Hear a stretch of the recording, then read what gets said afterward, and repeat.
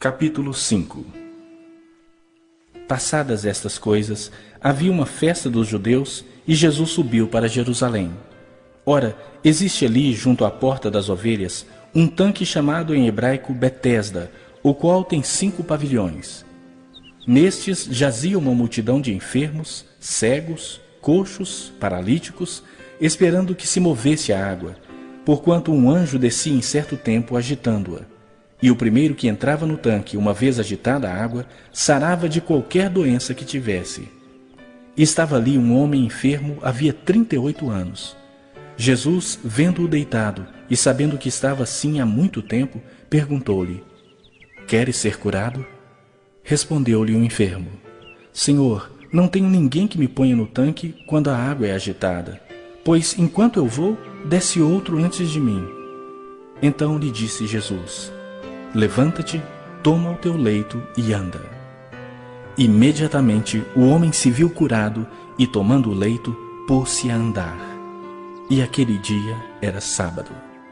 Por isso disseram os judeus ao que fora curado: Hoje é sábado e não te é lícito carregar o leito. Ao que ele lhes respondeu: O mesmo que me curou me disse: Toma o teu leito e anda. Perguntaram-lhe eles: Quem é o homem que te disse: Toma o teu leito e anda? Mas o que fora curado não sabia quem era, porque Jesus se havia retirado por haver muita gente naquele lugar. Mais tarde, Jesus o encontrou no templo e lhe disse: Olha que já estás curado. Não peques mais, para que não te suceda coisa pior. O homem retirou-se e disse aos judeus que fora Jesus quem o havia curado. E os judeus perseguiam Jesus porque fazia estas coisas no sábado. Mas ele lhes disse: Meu pai trabalha até agora e eu trabalho também. Por isso, pois, os judeus ainda mais procuravam matá-lo, porque não somente violava o sábado, mas também dizia que Deus era o seu próprio pai, fazendo-se igual a Deus. Primeiro livro das Crônicas, capítulo 18. Algum tempo depois, Davi atacou de novo os filisteus e os derrotou. Tomou deles a cidade de Gate e os povoados que ficavam ao seu redor. Também derrotou os moabitas, que ficaram dominados por ele e lhe pagavam impostos. Depois Davi atacou Hadadezer, que era o rei de Zoba, na Síria, perto da região de Amate. Isso aconteceu quando Hadadezer estava tentando conquistar a região que ficava ao longo do rio Eufrates. Davi tomou de Hadadezer 1000 carros de guerra e prendeu 7.000 cavaleiros e 20.000 soldados de infantaria. Ele também ficou com cavalos suficientes para puxarem 100 carros de guerra e aleijou os outros. Os sírios de Damasco foram socorrer Hadadezer e Davi os atacou e matou 22.000 deles. Em seguida, colocou acampamentos militares no território dos sírios de Damasco. Davi os dominou e eles lhe pagavam impostos. O Senhor Deus fez com que Davi fosse vitorioso em todos os lugares. Davi tomou dos oficiais de Hadadezer os escudos de ouro que eles usavam e os levou para Jerusalém. Também tomou uma grande quantidade de bronze das cidades de Tibate e de Cum, que eram governadas por Hadadezer. Anos mais tarde, Salomão usou esse bronze para fazer o tanque, as colunas e objetos para o templo.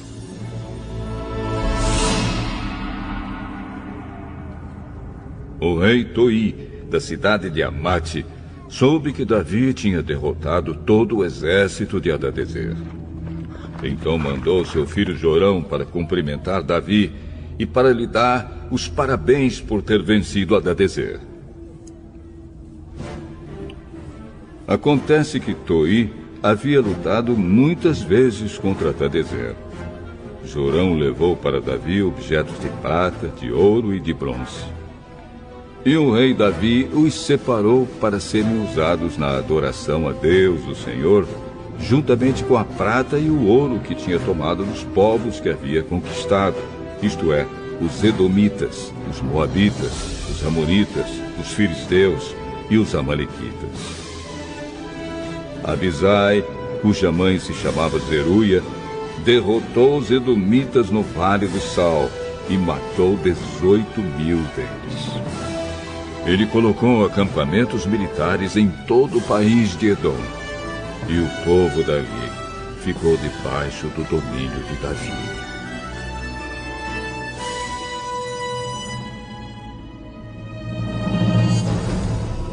O Senhor fez com que Davi fosse vitorioso em todos os lugares aonde ia. Davi governou todo Israel e fez com que o seu povo fosse sempre tratado com justiça. Joabe, irmão de Abisai, era o comandante do exército. Josafá, filho de Ahilude, era conselheiro do rei. Zadok, filho de Aitube, e Aimeleque, filho de Abiatar, eram sacerdotes. Seraías era o escrivão. Benaías, filho de Joiada, era o chefe dos queretitas e dos peretitas. E os filhos do rei Davi tinham as mais altas posições no seu serviço. Primeiro livro das Crônicas, capítulo 19. Algum tempo depois, morreu o rei Naás, do país de Amon, e o seu filho Anum se tornou rei. Davi disse: Eu serei bondoso com Anum, assim como Naás, o seu pai, foi bondoso comigo. Então enviou mensageiros a Anum para mostrar a sua amizade. Quando os mensageiros chegaram lá e visitaram o rei Anum, os líderes amonitas disseram a ele: O Senhor pensa que, em honra do seu pai e para mostrar amizade ao Senhor, que Davi enviou estes homens? É claro que não. Ele os mandou aqui como espiões, a fim de ficarem conhecendo a nossa terra para poderem conquistá-la.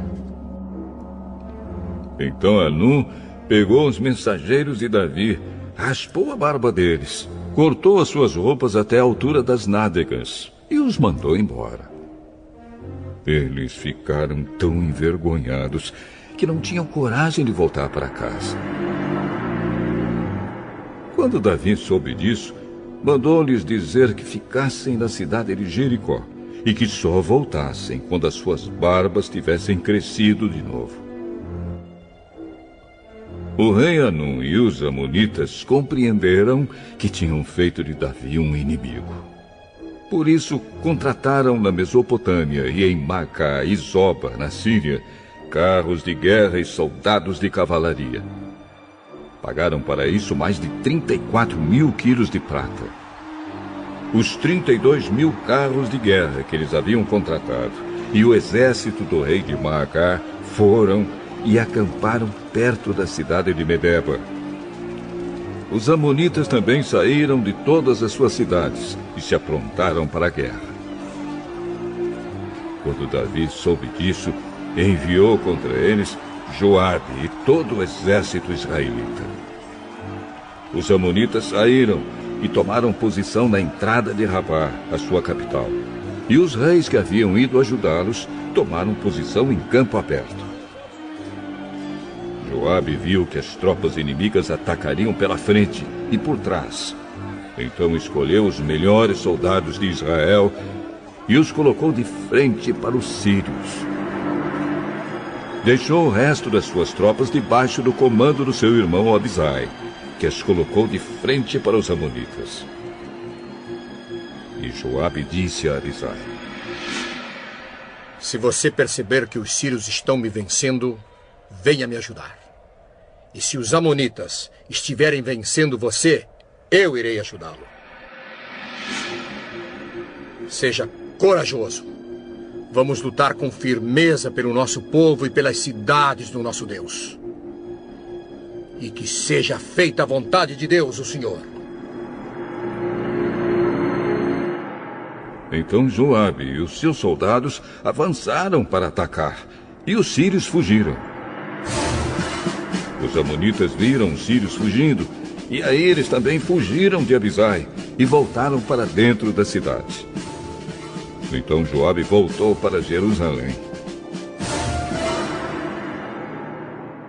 Quando os sírios viram que tinham sido vencidos pelos israelitas, mandaram buscar tropas que estavam no lado leste do rio Eufrates. Essas tropas eram dirigidas por Sobaque, o comandante do exército do rei Hadadezer, de Zoba. Quando Davi soube disso, reuniu o exército israelita, atravessou o rio Jordão e colocou as tropas de frente para os sírios. A luta começou, e os israelitas fizeram os sírios fugir. Davi e o seu exército mataram 7.000 soldados sírios que guiavam carros de guerra e 40.000 soldados de infantaria. Também mataram Sobaque, o comandante sírio. Quando os reis que eram chefiados por Hadadezer viram que tinham sido vencidos pelos israelitas, fizeram paz com Davi, ficando debaixo do seu poder.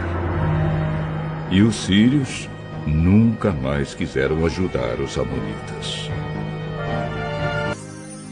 Zacarias, capítulo 7. No dia 4 do mês 9, chamado Quisleu, do 4º ano do reinado de Dario, o Senhor Deus me deu uma mensagem. E isso aconteceu quando o povo de Betel enviou Sarezer e Regem-Meleque com seus companheiros ao templo do Senhor Todo-Poderoso para pedirem a ajuda dele. E deviam também fazer aos sacerdotes do templo e aos profetas a seguinte pergunta: Faz muitos anos que nós choramos e jejuamos no 5º mês, o mês em que o templo foi destruído. Devemos continuar fazendo isso?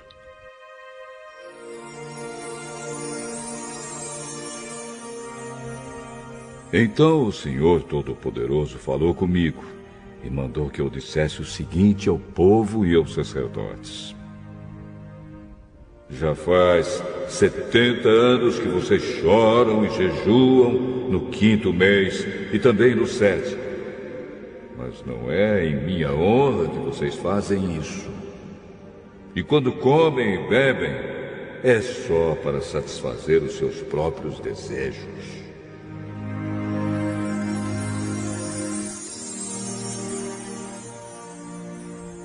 Essa mensagem foi a mesma que o Senhor Deus tinha dado antes por meio dos profetas antigos, quando Jerusalém estava em paz e tinha muitos moradores. E o mesmo acontecia nas cidades ao redor e nas cidades da região sul e nas planícies de Judá. O Senhor Deus falou com Zacarias e disse: Eu, o Senhor Todo-Poderoso, tinha ordenado isto ao povo: Sejam honestos e corretos e tratem uns aos outros com bondade e compaixão. Não explorem as viúvas, nem os órfãos, nem os estrangeiros que moram com vocês, nem os pobres. E não façam planos para prejudicar os seus patrícios. Porém, eles se revoltaram e não quiseram obedecer, viraram as costas para mim, taparam os ouvidos para não ouvir as minhas ordens. Tornaram os corações deles duros como diamante, a fim de não obedecer à lei e às mensagens que eu, por meio do meu espírito, dei aos profetas antigos. Por isso, eu fiquei muito irado com eles. E assim como eles não quiseram ouvir quando eu falei, assim também eu não vou escutar quando eles orarem a mim. Sou eu, o Senhor Todo-Poderoso, quem está falando. Como um furacão, eu os espalhei por todos os países estrangeiros, e a terra de onde saíram ficou tão arrasada que que ninguém podia viver lá. Uma terra tão boa e tão rica virou um deserto.